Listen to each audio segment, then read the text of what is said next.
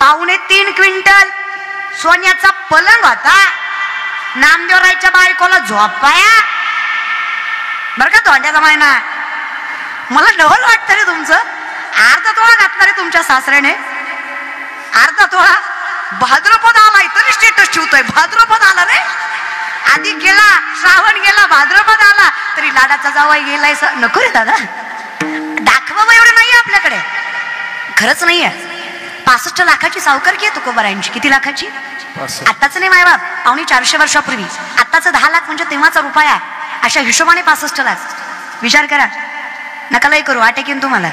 लोकांचं ऐकलं सहन होत नाही आपल्याला, लय होतात ते. 65 लाख पण आहेत, याला किंमत नाहीये रे. देण्याची श्रीमंती बघा ना. या जगातले शेतकऱ्यांचं कर्ज माफ करणारे पहिले महापुरुष म्हणजे जगद्गुरु तुकोबाराय आहेत.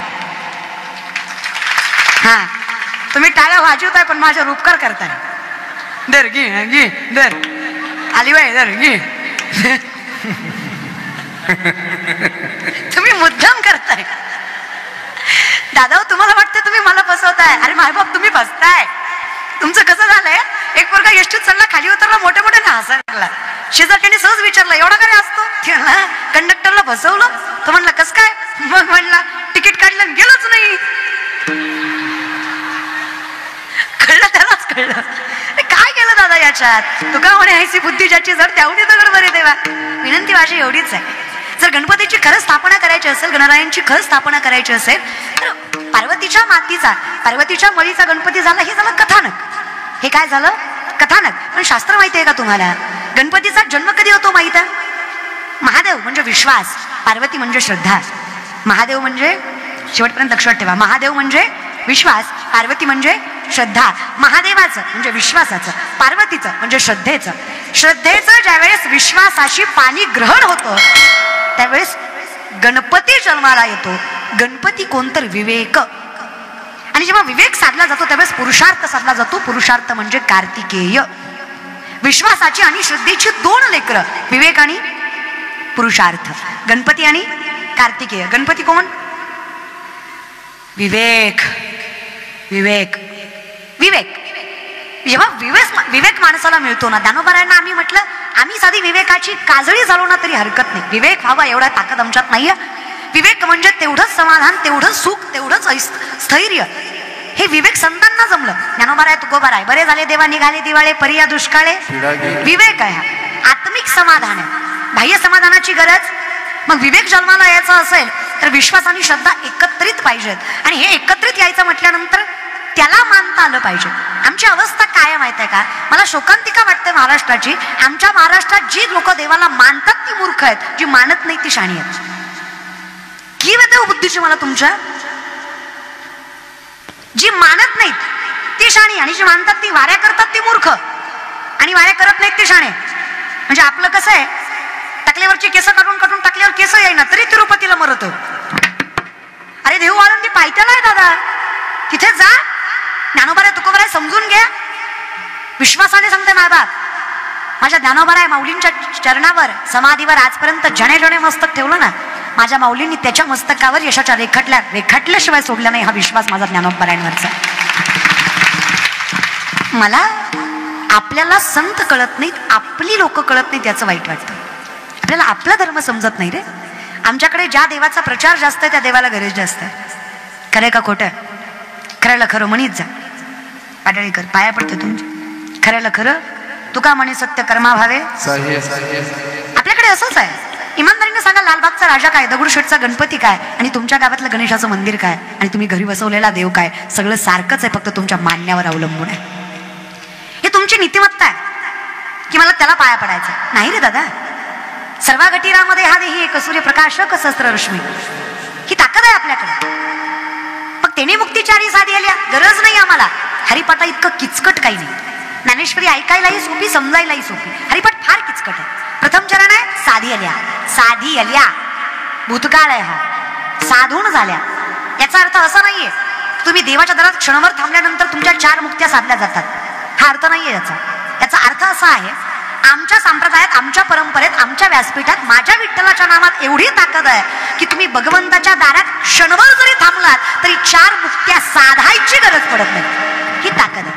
मग काय करा, हरिमुखे याचाच अर्थ पुढे जाऊया जरा. योग याग विधी येणे नोहे, वायाची उपाधी न लगती साया सजावे, सुखे येतो घरा. आम्ही परंपरेला जे मान्यता देतो ना त्याचं कारण आहे, जोपर्यंत मूळ कळत नाही तोपर्यंत फळाचं सुख भेटत नाही. मूळ कळलं पाहिजे. ज्ञानोबांनाही माहित आहे मला जे मिळालंय ना ते माझं नाही. ज्ञानगुण गम्य ज्ञानदेवा लादले निवृत्तीने दिदले माझ्या हाती. देणाऱ्याची जाण आणि करणाऱ्याचं कौतुक आहे. ते सांगू, मला कळत नाही हे ज्याला कळालं त्याच्यासारखा शहाणा दुसरा कोणी नाही, आणि मला कळतं हे ज्याला वाटतं त्याच्यासारखा मूर्ख दुसरा कोणी नाही. तुम्हाला वाटतं मला कळतं? आम्ही विचारलं तुकोबारांना का हो इतका त्याग केला तुम्ही? त्याग 25 बैलगाड्या कर्जपत्रांनी भरल्या होत्या. किती बैलगाड्या? 25.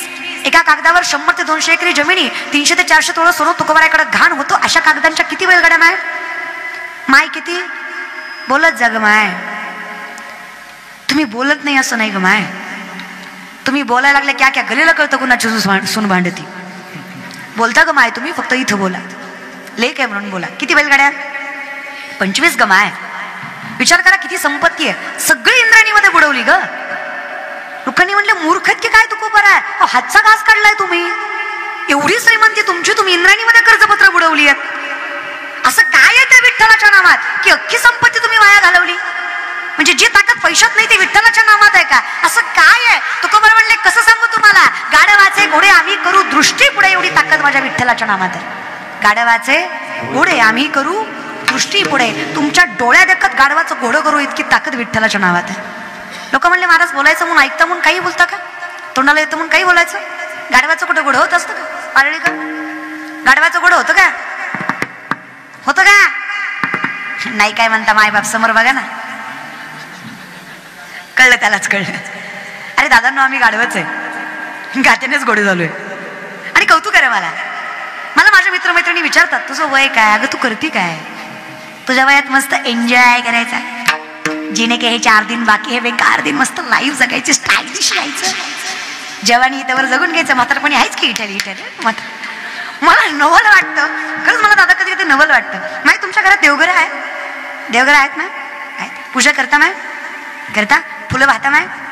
आमच्याकडे असतात देवघर. तुमच्याकडे? आमच्याकडे माय मेल्यावर माणसाला जाळतात. तुमच्याकडे माय? जस्ट आस्किंग ग माय. बोलत जा. देवघर आहे? पूजा करता? फुलं वाहता? ताजी वाहता का शिळी वाहता ग? चुकून एखाद्या वेळेस शिळ आलं काय करता? काय करता दादा? बाजूला काढता. मग याचा विचार करा ना. विचार करण्यासारखी गोष्ट आहे. देवाला फुलं सुद्धा ताजी वाहता आणि काकड्याला म्हातारे बसवता.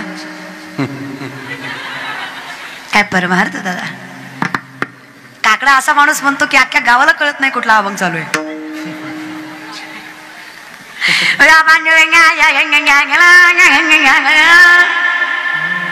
नाही ते पुढचं तुम्हीच मला अगोदरच मला कळलं नाहीये. अवस्था बघा ना. काकड्यासारखं वैभव आपल्या संप्रदायाला लाभलं. मी खरं सांगू मायबाप बहीण आहे म्हणून सांगताय, महाराष्ट्रातील प्रत्येक गावातला काकडा जेव्हा गावातली तरुण पोरं करतील ना, हा महाराष्ट्र जगाच्या सगळ्यात उच्चांकावर असेल हा विश्वास माझा आहे. ताकद खूप आहे संप्रदाय. मी लोकांचं नाही सांगत, स्वतःच सांगते. पर्सनल एक्सपिरियन्स आहे. 22-23 वर्षाची पोरगी आहे मी. खरं सांगा मी काय एका पायावर उभं राहून तपश्चर्या केली असेल का वनात जाऊन? नाहीच घेऊ दादा. काय उपास तापास तब्येतीकडे जाऊ नका माय. माझ्या खाते मी, लागत नाही माझ्या अंगाला. खाते मी माय. नाही ग ना शरीराचे ताडावे, माऊलींची भाषा आहे. अतिविषय सेवा का सर्वात निरोध हवा. पोटापेक्षा कमी खायचं नाही, पोटापेक्षा जास्तही खायचं नाही. माय लेक आहे म्हणून सांगते, प्रमाणातच उपास करत जा. हाडाची काढ झाली तुमच्या. माझ्याकडे बघू नका, माझी कीर्तनानं झाल्यात. खायचं का माय? बरं इमानदारीनं सांगा, तुम्ही आजारी पडलात, तुमचं काम करायला दुसरी बाई येणार आहे का ग माय? नाहीच घेऊ. ती आणतील दुसरी, तुम्हाला खपन का? ती दुसरी जाणार बसल्यात, तुम्हाला खपणार आहे का? पण तुम्ही एवढ्या आत्मीयतेने संसार करताय, त्या करणार आहेत का? नाही ग. आणि खरं सांगू माय, तुमच्यात फार ताकद आहे. तुमच्या इतकी ताकदच कुणात नाही. मला प्रत्येक बाईचं कौतुक आहे. तुम्ही आहात म्हणून संसार आहे, तुम्ही आहात म्हणून सामर्थ्य आहे, तुम्ही आहात म्हणून सुख समाधान आहे. खरंच तुमच्या इतकं गोड जगात काही नाही. माझी माय आहे म्हणून मी तर उभा आहे. मला कौतुक आहे माझ्या आईचं. आजही माझी माय साबण संपल्यावर फेकत नाही. जुन्या साबणाची चिपळी नव्या साबणाला लावती का, तर तेवढ्यात ती आंघोळ होईल. डोकं आहे का माहितीला? काय संसार करते का ती काटकसरीने? माझ्या आईला मी आजही 7 स्टार हॉटेलला जरी नेलं ना, 1000चं जरी आईस्क्रीम खाऊ घातलं, म्हातारी चमचे घरीच आणणार, guarantee. It is not a middle class, it is hi class. जाणीव आहे तिला प्रत्येक रुपयाची. मग माझं कौतुक आहे की ते आईबापामुळे आम्ही घडलो. आणि मग माझं कर्तव्य हे आहे, जर माझ्याकडे यश आलंय, माझ्याकडे सुख आलंय, माझ्याकडे संपत्ती आली आहे, तर त्याचा अधिकार मला नाहीये. माझ्या वयातली जी मुलं मुली आहेत ना, आपलं कर्तव्य एकच आहे, आपल्या आई बापाची स्वप्न पूर्ण करणं, एवढंच माझ्या कीर्तनातून घ्या. बाकी काहीच नाही करायचं आपल्याला. ना पंढरीची वारी जमली हरकत नाही, ना कीर्तन जमलं हरकत नाही. तुका म्हणे माय बापे अवघी देवाचीच रूप आहे. साधा प्रश्न आहे माझा दादा तुम्हाला. ज्याला घरातला बाप कळला नाही त्याला पंढरीचा बाप कळणार आहे? ज्याला घरातली माय कळली नाही त्याला जगाची माय कळणार आहे? माझा बाप आयुष्यभर सायकलीवर फिरला का तर त्याला मला मोठं करायचं होतं. माझी भाऊकी माझ्या पाहुण्या रावळे त्याच्या समोरून 4 चाकीत गेले आणि त्याला म्हणायचे बरंच का. बसवलं नाही कधी त्यांनी गाडीत त्याला. त्यांना वाटायचं आपल्या लायकीचा नाहीये, आपण त्याच्यापेक्षा मोठे आहोत. डोळ्यातनं पाणी आलं माझ्या बापाच्या, पण बापानं कधी वाईट वाटून घेतलं नाही. नवरात्रात माझ्या आईच्या समोर प्रत्येक बाई नवरंगाची साडी नेसून यायची आणि माझ्या आईला सांगायचे बघ कशी दिसते. पण माझ्या बाईनं कधी वाईट वाटून घेतलं. तिला माहित होतं माझं लेकरू एके दिवस यश मिळवणार. माझ्या त्या आई बापाच्या कष्टामुळे, त्यांच्या त्यामुळे मला हे व्यासपीठ मिळालं. आता जर मला हे सुख मिळालंय, मला ही प्रसिद्धी मिळाली आहे, तर माझं कर्तव्य आहे की मी माझ्या बापाला त्याच भावकी समोरून 4 चाकीत फिरवलं पाहिजे आणि तीही त्यांच्या नाकावर टिचून. मी माझ्या आईला रोज नवरंगाच्या साड्या दिल्या पाहिजे आणि तिला म्हणलं पाहिजे फिर गिल्लीत फिर. ज्या बाईन तुझ्या समोर नाका म्हणली त्यांच्या समोर जाऊन फिर. माझ म्हणा हरकत नाही. भले तरी देऊ कासेची लंगोटी, पण नाठाळांच्या माती ही भाषा माझ्या संतांची. अरे नंतर राहिलं की लोक नरड्यावर पाय देऊन पुढे चालतात रे. विनंती माझी, आपल्या गल्लीतल्या पान टपरीपासून ते आपल्या शहरातल्या सोन्याच्या दुकानापर्यंत सगळं आपलं असलं पाहिजे.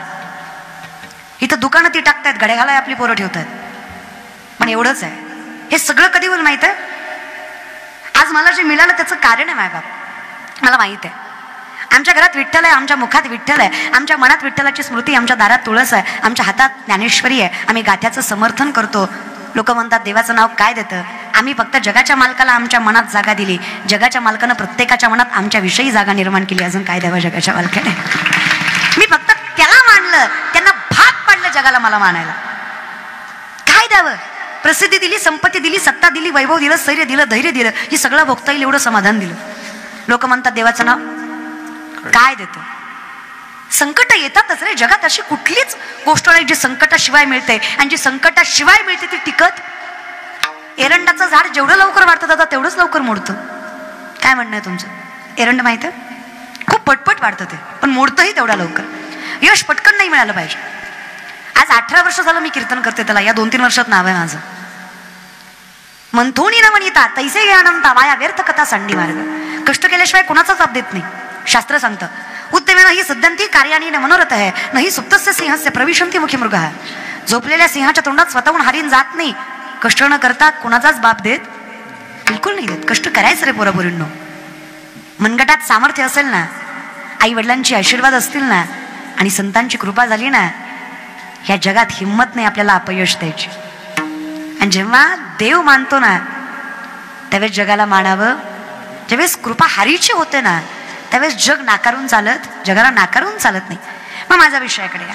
मग आम्ही जिथे हरीचं नाव घ्यावं, आम्हाला मुक्त्या साधायची गरज नाहीच आहे. चहुवेदी जाणं, साई शास्त्री करा, नाटराही पुराण, मग हरिमुखे म्हणा, सोपं ना. फक्त मला वाईट याचं वाटतं आमचा आंगऱ्यावर विश्वास आहे पण बुक्यावर नाही. चाले भामट्यांवर आहे पण संतांवर नाही. महाराज लोकांच्या पाया पडल्यावर लेकरू होतं म्हणून माणूस आहे का भूतोय तू? अशी जर महाराज लोकांच्या पाया पडण्याने लेकरं झाली असती, बायको बॉम्बलाई केली असती. भाषा माझी नाही रे. 900 कन्यापुत्र होती तरी का करणे लागे पती. नेने पुंको काना नाही एकांतीचे ज्ञान. ही भाषा माझ्या तुकोबरायांची. जयाचे ऐक जड नाही तयासी परित्र पुसही काही. ही भाषा माझ्या ज्ञानोबरायांची. अहिक जगणं. ज्ञानोबराय म्हणले देव नाही भेटला तर काही त्रास होत नाही. वाक्य ऐक बरं माझं. देव नाही भेटला तर काही त्रास होत नाही. भलता देव भेटला की लय त्रास होतो. ही लय त्रास देतो रे. हे नाही भेटल्याला बारा. मी मानत नाही असं नाही, मीही मानते की मलाही आवडतं. गार आवडतं आपल्याला. डोंगराची हवा न बायला श्वासन गार पवन महाराज. ही हवा जर इथं आली ना तर गणपती नवरात्र एकत्र करावं लागायचं आपल्याला. ते फाईतला गणपती उठवावं लागायचा. मला बाई आवडतं. चांदण आवडतं आपल्याला. मी काय म्हणले, देवाचं नाव कसं या, काही हरकत? मला सांगा, विष प्रेमाने पिलं माणूस मरत नाही का? प्रेमानं पिलं, नाही किती माय विष गोड असते किती चांगला असते असं म्हणून पिलं.